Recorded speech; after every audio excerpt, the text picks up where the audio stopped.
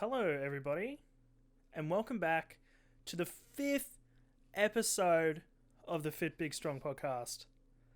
Oh my god, guys, we got 5 episodes now. This is so exciting. I think we're sitting at around. We're closing in on 50 views, and we're averaging about 9 to 10 views an episode. We actually might be at 50 now. I haven't checked. Sorry, not views or downloads. So that's really, really exciting.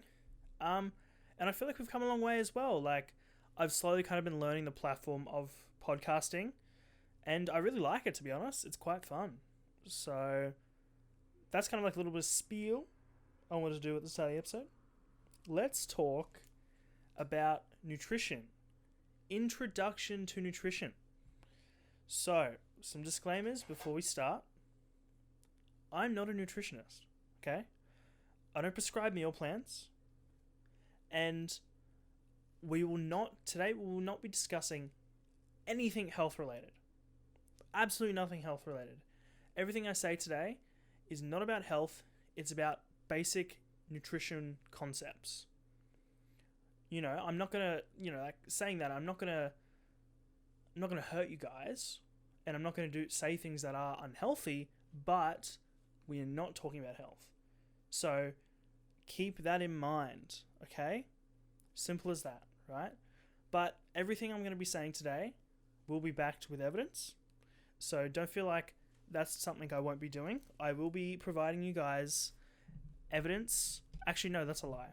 I won't be providing you evidence, but if you felt like I needed evidence, or that you need evidence for the claims I'm making, well then ask me and I'll find you some evidence. Okay. So, what is it that we're actually going to talk about today? Well, we're going to talk about what energy is. Why is it relevant? How do we measure it?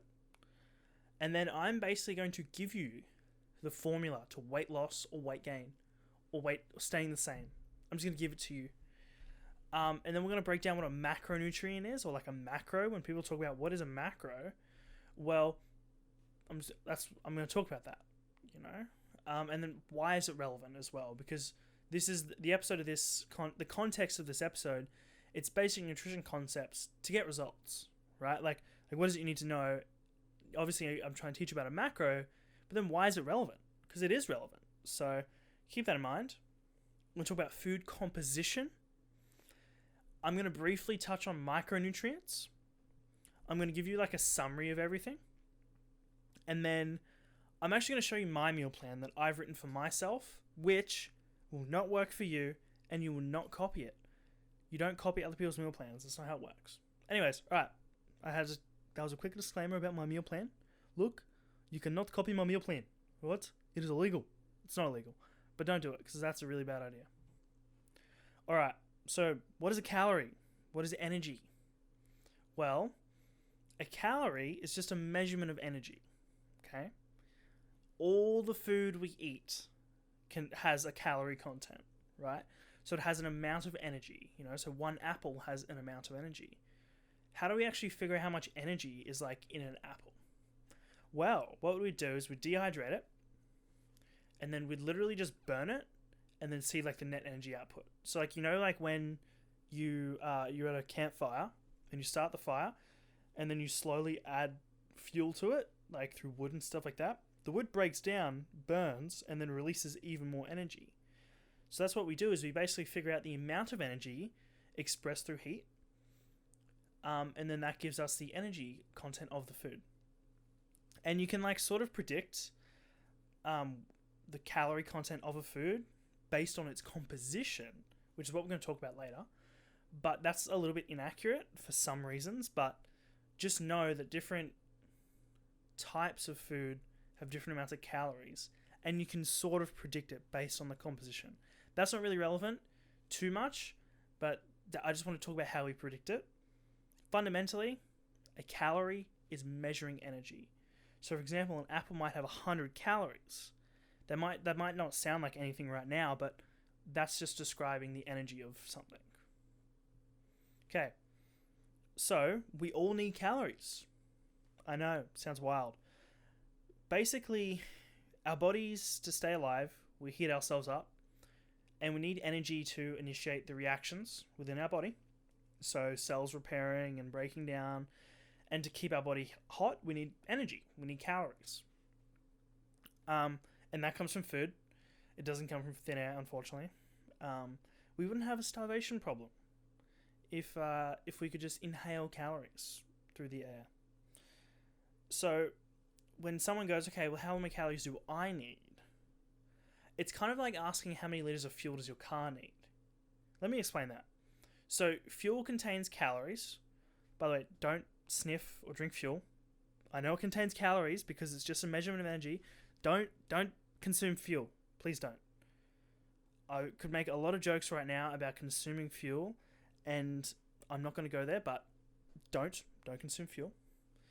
And basically what happens is the fuel, which contains calories, your car burns it to drive around. So it basically takes the fuel, blows it up, releases that energy, pushes down the piston, and then you go, right? And I guess if you want to talk about electric cars, the battery contains calories or energy. Well, it's not really a measurement of calories. It's just energy, and then the energy spins the motor. So, like, that's not relevant. But just consider that for the analogy, let's focus on cars that use explosions. And so, for example, if your body uses a lot of calories, if you use your body a lot, so say you're extremely physically active, you're always running around, you're always doing stuff like this, you're going to need more calories than somebody else. So that's like the example of if you drive a car 500 kilometers, it's going to need a certain amount of calories a day compared to if you drove the car 100 kilometers in that day. So keep that in mind, like the amount of calories we need is dependent on how much we use. So, and I'll kind of give you guys some ballpark figures of what the average person needs in a little bit, but we all expend something. You know, people say, I can't lose weight because I have a slow metabolism and all this kind of stuff. We all need a certain amount of calories. You know, some are higher than lower than others. Okay, so how many calories do you need? So women on average need about 24 to 2,600 and men about 2,900 to 3,000 on average. Some people are higher, like me. Some people are lower, like maybe an inactive person at a job. So everybody's different. And if you can consume the amount of calories you need, you'll stay the same weight. I'm going to explain a little bit in a bit. But that's kind of the concept of how much we need. It's the amount of calories we consume is important for changes in body weight. Everybody's different. And you can sort of estimate how much calories you need. Because there is individual variance, what you can do is just go on Google and type in calorie intake estimator. And this is the amount of calories you need to maintain. It's going to ask you some questions like, what's your physical activity, how much you weigh, how tall are you, what gender? And then it's going to use like some literature and try and basically guess. And it's inaccurate. It's straight up. You might like the margin of error on guessing the amount of calories you need is quite high because self-report is often conflated, and it's also just like everybody's just different. So what you would do to really truly figure out is you'd take the amount of calories it says, you'd eat that for like a week or two. If your weight goes up, you reduce the calories. If it goes down, you increase the calories. If it stays the same, boom, that's the amount of calories you need. And so obviously if like you start increasing your physical activity, so let's say, you know, you figured out your calories and you go for runs 3 days a week. And then you go 5 days a week and 2 gym sessions, like you've just totally upgraded your lifestyle, you're going to burn more. And you'll actually lose weight if you keep the same food intake. So that's kind of a just quick discussion about how many calories you need. And just to really like solidify this concept, if you give your car less fuel than what it needs, like basically to drive, the tank's going to go lower. So if it's going to, in 10 kilometers, it burns 10 liters of fuel and you give it 8 liters of fuel. Well, no, let's say the tank, it's going to burn, you have a 20 liter tank. It's full. It drives, uses 10 liters, and you only give it 8 liters. The tank is now at 18 liters because you've reduced the amount. So over time, if you only give it 8 liters every single time it burns 10, the tank is going to slowly decrease, you know? And obviously you can't. It's really hard to overfill a tank. But in humans, what that means is if you quote unquote overfill the tank, you're going to gain weight. You know, some of that's going to be muscle, some of that's going to be fat, some of that's going to be, you know, partial fluid retention. But that's not even a discussion. Just know that if you give your body less than what it needs, it's going to lose weight. If you give it more, it's going to gain weight. And guess what? That's the equation. That's the equation for changing your weight. And I'm going to simplify it even further. Weight, so your body weight, to stay the same or to change, equals the calories you need minus the calories you're consuming. So if you eat more calories than what you're burning, you're going to gain weight. If you eat less calories than you burn, you're going to lose weight. And it's literally that simple. There is no other way to get around it. If you're not losing weight, you're eating too much. If you're not gaining weight, you're eating too little. And I'm straight up not lying to you. Like 99% of the cases that people, they gain weight and they just can't figure out why, it's just due to this, you know? And it's probably not thyroid, it's probably not hormones. They do contribute, but fundamentally it's just math. And so sometimes people, you know, the issue is like, because this is so simple, but there can be a lot of variables which affect your physical activity. You know, let's say you get a child, let's say you've just had a newborn and now you're getting really less sleep and all you want to do is sit on the couch and try and nap any moment you can, and you've stopped going on walks with your wife or your girlfriend. And so what happens is you just reduce your physical activity. And because you stress more, you as an individual in high stress tend to eat a little bit, and then before you know it, you've started to gain a little bit of weight, slowly, but then you notice it. And people go, I just don't get it. Like, it's my hormones. It's like, it's not, it's your hormones are helping you be more hungry, and you can't really sleep at night because you have a newborn, but like, it comes down to just simple math. And so a lot of times as coaches, what we do is we just go through scenarios where people are confused, like, I don't understand what's going on. And then you go, okay, well, I see this change and I see that change, and I can correlate those two to this outcome. And people go, oh, I didn't realize that. And then they learn more, and then you've got a happy customer. So a lot of the times it's just, how are you adhering to this equation? All right, so let's talk about macronutrients or macros. So whenever you see somebody in the comment section going, hey, what are macros for 16-year-old gaining weight? You're just like, what? It just doesn't make sense. It doesn't make sense to them. Let's actually explain what a macro is. So, I'm really on a roll with these car analogies, right? So, the fuel in your car comes in a couple different forms. You've got like petrol, diesel, you've got like ethanol, which is alcohol. But they all give your car energy, but they're different. So macronutrients are basically different types of fuel that give energy. So you know, if I could even summarize this further, macronutrients are basically just different types of fuel for your body, and they do different things. So within your body, these different macronutrients actually affect your body in different ways. And you're like, oh my god, this sounds like, I'm missing a piece. Well, this is what we call proteins, carbs, and fats. So each one of those protein, carbs, or fats, they all contain energy. They all have fuel for your car, but they do different things in your body. They have different roles. And so that's kind of what macronutrients are, is they're just different types of energy which do different things. And so let's actually just go over them. But fundamentally, before we do that, keep in mind our bodies need different types of fuel. A car needs one, and you don't really want to give it the other one because that's a bad idea. But humans, we need different types of fuel because our body's doing more than just exploding. You know? Okay, let's look at protein. Let's break this one down first. This won't make sense really quickly, but every gram of protein, there is 4 calories. Fun fact. So every gram of protein you consume, you're consuming 4 calories.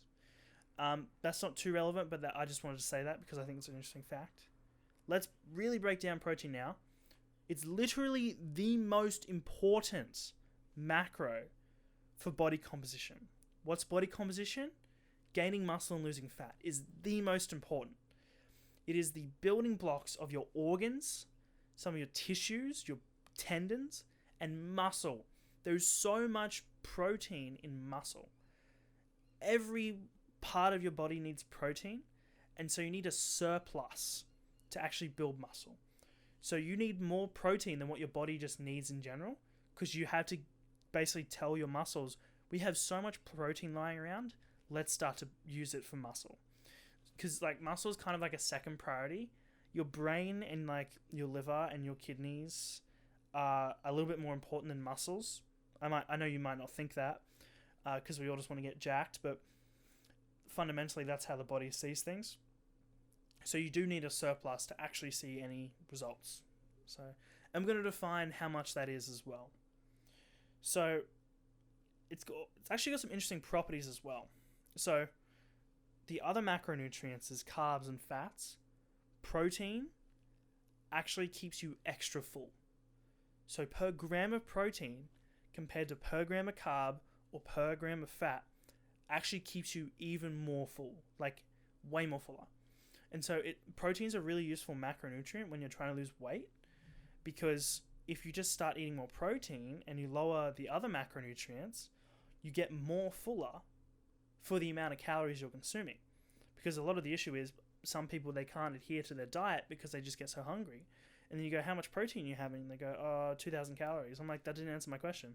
And they don't actually eat any protein. So that's just another tidbit to know about protein because it is so valuable. It's found in meats, it's found in dairy, small amounts in plant products, but that's meat, dairy is kind of like where it's found, you know, that's where you're going to get most of your really high quality protein and really dense in protein. So, and how we measure protein intake. So everybody's body weight is different. I may weigh 80 kilos, you may weigh 60, you may weigh 140, you know. We are all different. And so what we do is when we measure macronutrients, we do it relative to our own body weight. So what that means is it's grams per kilogram of body weight. So if I told you eat 1 gram of protein per kilo of body weight, you basically say 1 times your body weight, let's say it's 80, and that's 80 grams of protein. Now I recommend at least 1.2 grams per kilogram. Bare minimum if you just want to see something from the gym.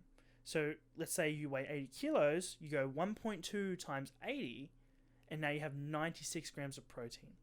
Bare minimum that I want you to eat to actually see some results. And 1.6 is awesome. So again, if you weigh 80 kilos, that's 128 grams. You can push it as high as you want. There's no upper limit. You know, there's a question about optimality later, because to a point, protein is useful. But like if you started eating, for example, if you go anywhere above 2.2 grams per kilogram, so just for simple math, 2.2 grams per kilogram, if you weigh 80 kilos, is 176 or 180 grams of protein. If you go any higher than that, you're probably not seeing any benefits to building muscle. So why would you go higher? 1.6 in the literature is so strong. And when you're dieting, there is some evidence to eat more. And you can have as much as you want. But there's a point where that you just eating so much is just stupid. There's no benefit. So that's kind of my idea with protein is 1.2 to 1.6. Aim for 1.6. If you're having a bad day, go 1.2. That's my recommendations. Go higher if you're cutting or if you just want to eat more protein. All right, so fats. Let's talk about fats. Fun fact, every gram of fats contains 9 calories. Fun fact. So it's actually the most calorie dense per gram. It also tastes the best, by the way, in my opinion. It is the base for all your hormones. is extremely important in your body, and it's used in basically producing cell walls and a lot of the other structures in your body. So each cell in your body, imagine there's like a balloon. Oh, better yet, imagine there is a pool. The perimeter of the pool holds in the water. The perimeter of the pool is the cell wall of a cell. It holds everything in. So fats basically build that. You really need fats, because if you just didn't have any cell walls, you'd be a liquid on the floor and nothing would happen. You don't want to push your fats too low, because that's going to affect your hormone production, especially your saturated fats. Particularly, well, you technically don't need saturated fats, but it's a really easy way to make hormones. So if you just dropped your saturated fats really low, you can actually affect your production of testosterone, dihydrotestosterone or DHT, and all the other cascade of hormones which are anabolic, that build muscle. So if you drop your fats too low, you can stunt your testosterone and prevent building muscle. So just like with protein, we measure it in grams per kilogram, and the lowest I recommend, like the lowest I would go for anybody, just like without knowing them, is 0.7 grams per kilogram. And that is in line with the Australian recommendations, even though, in my opinion, though I'm not a dietitian, the Australian recommendations are a little bit stupid in some things, and you need to consult your health professional before making any decisions and not base it off that opinion, because I'm not a nutritionist yet. I think they're on the money with at least 0.7 grams. So 0.7 grams per kilogram, if you weigh 80 kilos, is like 56 grams of fat. Do not go lower than that. Now, there are cases where some people can push it lower, and there is a point of risking it if you're like a high-end bodybuilder. So, like these issues with producing testosterone, if you're a bodybuilder on steroids, you're not making your testosterone from your fats. You're literally injecting the fats and the testosterone. So you can actually lower your fat intake. And so for them, they can eat more carbs, and carbs are good, and I'm going to explain why later. But if you're just like a standard person that's trying to get into fitness, don't risk it. Just make sure you're not going below 0.7. And then, yes, you're probably thinking, oh my God, all these numbers, how do I track it? Well, we're going to talk about that in a little bit. But I'm just giving you a concrete number so you can figure it out. And then once you learn how to track and get an awareness of how much fat is in what, you know. So that's just a little tidbit. So carbohydrates.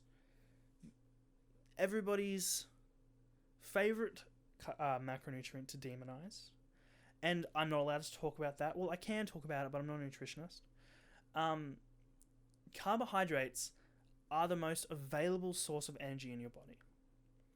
This includes simple sugars and like the complex carbs in sweet potato from starches and everything. All your cells in your body run off glucose. Very simple sugar. It's the simplest sugar we have, I think. And all our bodies run off it. Our body basically, I'm sure you've heard in high school biology about the mitochondria, the powerhouse of the cell. It can take a sugar, and it uses that process it undergoes, called cellular respiration, and then basically makes energy. So glucose is it's basically like if you went to the bank with, let's say you're in Australia like me, and you go to the bank with Australian dollars, they're going to accept Australian dollars.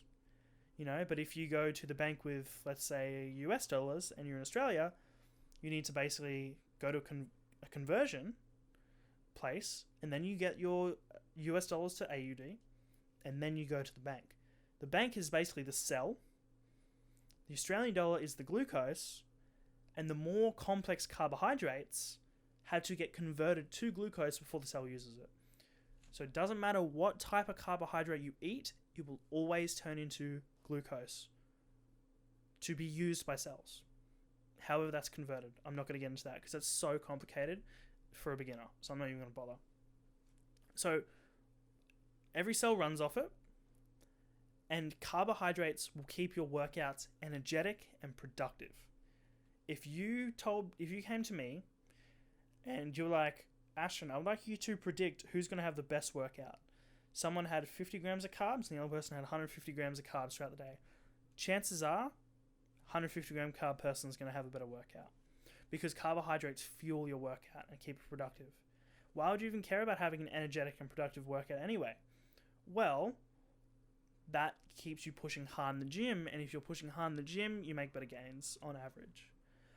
It can actually help you lose less muscle when you cut, and it can help you gain more muscle when bulking because of insulin. So carbohydrates are particularly insulin releasing, and so this is like, I know I said basic nutrition, but I'm really just trying to talk about a cool concept right now. The insulin changes how cells express protein. So carbohydrates can help us build more muscle and save muscle. It's so cool. That's just a side tangent, but just know that a diet higher in carbohydrates is probably pretty good for gains, okay? And your body can, look, I'll be honest, your body can make glucose from fats and protein. You don't need carbohydrates. You can have zero carbohydrate diet, but like oh man, it's not fun. I've been there. I've tried it for weight cuts and stuff. It's not very fun.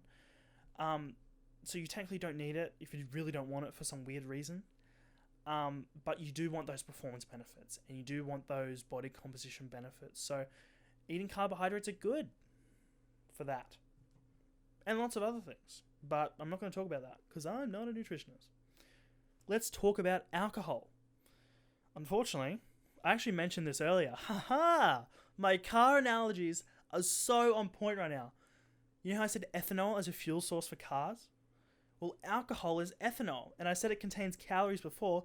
Well, guess what? When we drink alcohol, it contains calories. So I'm just really excited. I am so happy I came up with the idea of using cars for my analogies. Why am I getting excited about this? I'm a weirdo. Alright, let's calm down, Ashton. Let's focus on the topic, and that's alcohol. So, it contains calories. 7 calories per gram of alcohol. Who measures alcohol in grams? I know. But let's just keep it consistent. Okay. Yeah, it contains calories. But it feels pretty good. Not for me. I'm 18, by the way, which is the legal age. I don't like alcohol. I don't drink it. But other people love it, which is like, cool, good for you. But it can disrupt sleep.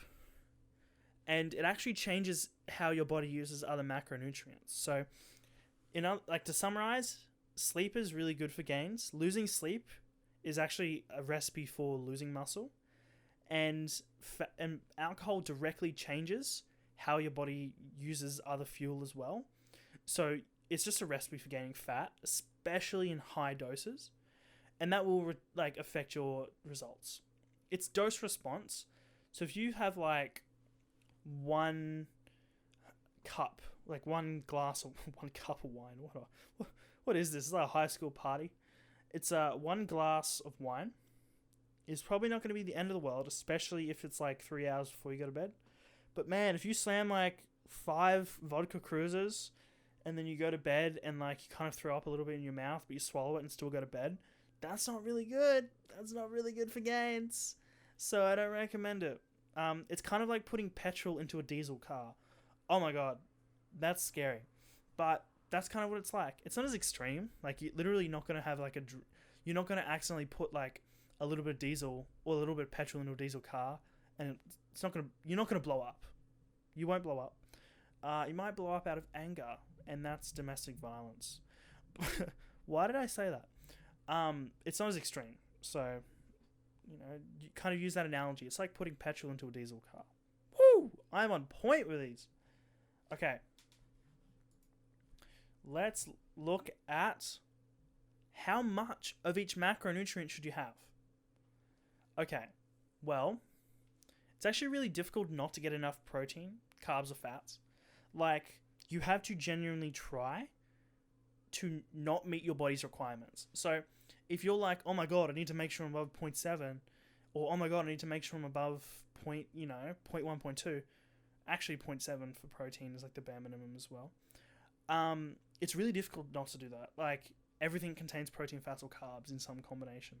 So you don't think about it. You will get your body's requirements. Your body has been getting its requirements for the past however many years you've been alive. So you'll be okay. For performance, what's the first step? You want high protein, and you want your calories to be in check. So what that means is getting that 1.6 minimum. No, getting at least 1.2, but pushing to 1.6, and making sure your calories are in line with your goals. So if you're trying to gain weight to build some muscle, you want high protein, and you want to be in a surplus. You want to eat more calories than your carb burns. But if you want to lose weight, you want high protein to save that muscle, and maybe even build some because you're new, and make sure you're emptying the tank a little bit. And then what's the next step after that? Well, we want high protein, high carb, and then the minimum amount of fat we need. So because protein, carbs, and fats all influence calories, they all contain calories, there is a limit on how much you can have of each. So you lower your fats to the lowest your body needs to still have testosterone and still be alive. You have the amount of protein you need to the most protein you can get to build muscle, and then you fill the rest of your calories with carbohydrates. Why? Because carbohydrates are so good for performance. If you gain weight doing this, oh man, you are sure as hell really, really, really pushing positive weight gain to build muscle. And if you do this while cutting, oh man, you are really setting yourself up to hold on to muscle. And so a lot of times with bodybuilders, they do this because they want the best, right? And so they'll increase that, like the only thing that ever changes is their carb intake. If they need to maintain weight, they'll drop their carbs. If they need to gain weight, they'll increase their carbs. If they want to lose weight, they decrease their carbs. So it's the only thing that changes in their life, which is like, oh, that's kind of sad. But you don't need to do that. You just don't. But keep in mind, when you're trying to build a diet that's built around performance, you need the high protein, high carb, and relatively low fat. You don't have to push down to those minimums, but keep in mind that idea. Just make sure your calories and protein are okay. That's it. Okay? I'm going to give you some advice on how to do this. I don't think you should be tracking just yet. There's no point weighing everything out. I have a different solution, which I like, and it's focusing on portion sizes. I'm going to cover that soon, because portion sizes can be a useful way of standardizing everything. Like, I think it's a good strategy. And I'm going to discuss high-level nutrition on performance in like another episode where we're going to talk about different carbs to fat ratios for different meals, how to time it, everything like that. All the considerations you could possibly think of to build an awesome diet, I'm going to talk about. But for now, you're beginning, you're trying to build a good diet. Let's focus on portion sizes, okay? But really quickly, food composition. So what I'm trying to talk about here is 100 grams of chicken does not equal 100 grams of protein. So you don't weigh up 100 grams of chicken breast and it's 100 grams of protein. Because different foods have different compositions of macronutrients. For example, pasta is really high carb, and it also is high protein as well. So that's useful, I guess.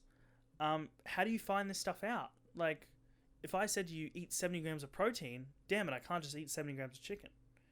You got to eat how much chicken? I need 30 grams of protein. How much chicken am I supposed to eat? How do I find this out? Google is a good option. Just Google it, how much protein per 100 grams. Or what you do is you Google chicken breast nutrition 100 grams. And so if it's like, I need 40 grams and per 100 grams is 30. Simple math, do 45 grams, the amount of protein you need, divided by 30, the amount of protein in the food. And you times that by 100, that tells you how many grams to weigh out. That's just a little trick on learning how to track. That's not something you need to do, but if you just want to know what's in something, Google, just use that kind of phrase.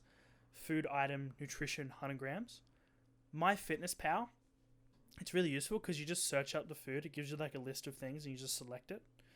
And you can also read the back of food packages. So when it says per 100 grams or like per serving, aim for the per 100 grams because it's more it's less misleading. That's going to tell you exactly what's in the food. So it's going to tell you the amount of protein, carbs, and fats. Okay, what's the second best way to find out? Portion sizes. Boom, we're going to talk about it. What is portion sizes? To me, it's a kind of like a crude, and it's a semi-reliable way to basically just standardize your food intake. To kind of keep things consistent and get you on the right track. Consider this an idea. If you ate 4 servings of protein, 1 to 2 servings of fat, 2 to 4 servings of carbs, and then you just adjust your serving sizes depending on how much weight you gain or how much weight you lose, and then obviously therefore your progress, you're basically tracking your macros without actually tracking. And so that's really useful. If you just go, well, what are the portion sizes? You keep a mental note. You've gone, ooh, I had 2 for breakfast, 1 for lunch, and 1 for dinner. Perfect. You had 4. So let's look at that. What do I define as a serving? Well, 1 serving of protein for me is like the palm of your hand. So straight up, just look at the palm of your hand.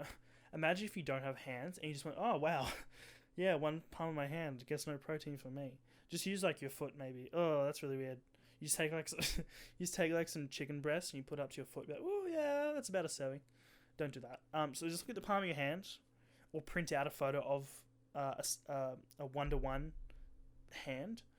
And then just like, if it's the palm of your hand, that's a serving of protein. What contains protein? That's like steaks, it's like red meats, I just said that, like fish, chicken, all that. Just that's 1 serving of a protein source. What is a serving of carbs? Well, 1 cup of cooked food. So that's a cup of cooked rice or half a cup of uncooked. That's a really good way. So that's a cup of oats. Oats is like, just use a whole cup of uncooked because it's very fluffy. But generally, if you just stick to 1 cup, boom, you have a serving of carbs. Serving of fats, what is that? That's like a teaspoon of oils and butters. It's like an avocado, do half a palm of your hand. So that's 1 serving. Okay, literally that easy. Serving of protein is your palm. Serving of carbs is a cup. Serving of fats is a teaspoon or half a palm. Simple as that. If you just keep a mental note of that, then that's pretty good, not gonna lie. That's an easy way to do it. So my recommendations for serving sizes: keep your protein at 4 servings and your fats at 1 serving. Okay, just don't go any lower than 1 serving. That way you can just make sure you're eating enough. Because someone might have heard what I said before. They might have 4 protein servings and then 6 carb and then 0 fat. It's like, have like 1 fat, 2 if you want, but unless you're eating like super, super fatty protein sources, so you're having like chicken thigh and then like 20% beef, then you don't have to use a fat serving. But generally keep 1 serving in just in case. No harm. Okay, so that was servings. Let's talk about micronutrients. Micronutrients and performance. I'm not going to break into like zinc does this and magnesium does that. That's going to be very time consuming. And let's face it doesn't really matter at this level. Simply put, we just want to avoid deficiencies. We just want to avoid them straight away. Because deficiencies result in your body not running properly. Here we go. Ooh, car analogy. I love car analogies right now. If you run your car with cheap oil, it's not going to run the best. It's just not going to run the best. And so we fix our deficiencies or use good fuel or good oil, and our car runs smoothly, runs properly.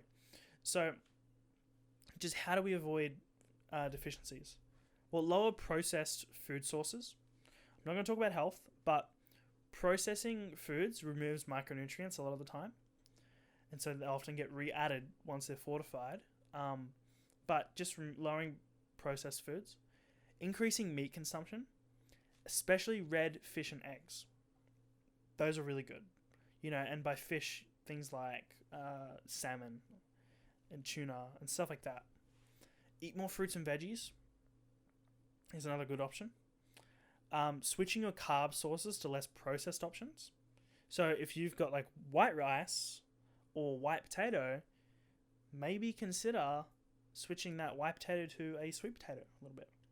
Or that white rice to brown rice. Even though brown rice is kind of gross, You don't have to have white. What's better, white versus brown? Doesn't matter, just pick one. What you could even do is if brown rice sucks, but you need more micronutrients, take white rice and then mix veggies through it. Or add the veggies to the rice cooker with like some seasoning. Problem solved. That actually sounds really good. Damn, I'm a genius. So that's what I would do, because again, if you're swapping your carb sources from processed to less processed, you're getting more macros. So, and also, higher veggies are also a good idea when you're cutting anyway, because vegetables are super low calorie. You notice I didn't give any vegetable recommendations earlier because we're not talking about health. But you might want to consider having more veggies when you're cutting because they're low calorie and therefore they're going to fill you up per volume. And then when you're bulking, it might be best to have more of those processed foods, and then maybe you have some more leeway with the amount of meat you can consume and stuff like that. I'm not going to talk about that. I'm not even going to break that down. That was just some thoughts off the top of my head. But keeping veggies high is a good idea when you're cutting. And maybe just in general. I'm not talking about health. God. I'm just trying to avoid it straight up. Because I know what I believe is healthy and not. But I don't want to completely eliminate that from this discussion. Alright. So let's summarize all of this. My brain is hurting. I'm sure your brain is hurting. Actually, my brain isn't hurting that bad. Alright, let's summarize. High protein, high variety of fruits and veggies, eat enough fats, and then adjust your calories. That's it. Problem solved. That is how you do it. That is the best way to fuel your performance. If you want to gain weight, increase your fats and carbs, preferably your carbs. If you want to lose weight, lower your fats and carbs, preferably lowering your fats, but not too low. Simple. That is the formula to getting results as a beginner. And use portion sizes to adjust that. So it's like, oh, I need to add carbs. Well, don't add 55 grams of carbs. Add a serving of carbs. So that's a good way to do it too. Alright, so let's break down what I'm doing for my meal plan right now. How am I kind of getting enough protein, enough carbs, and all that kind of stuff in.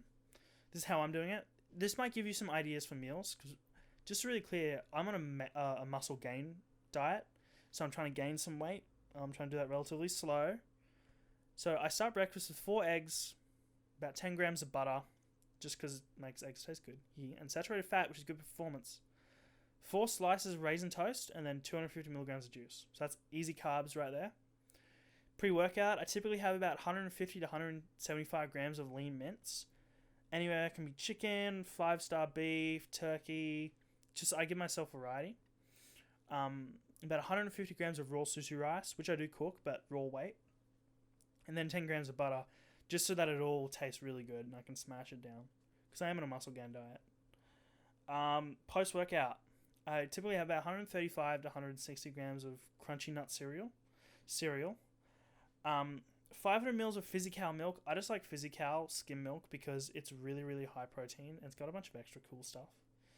You can use any milk you want, because, you're trying to lower those fats and trying to up those carbs.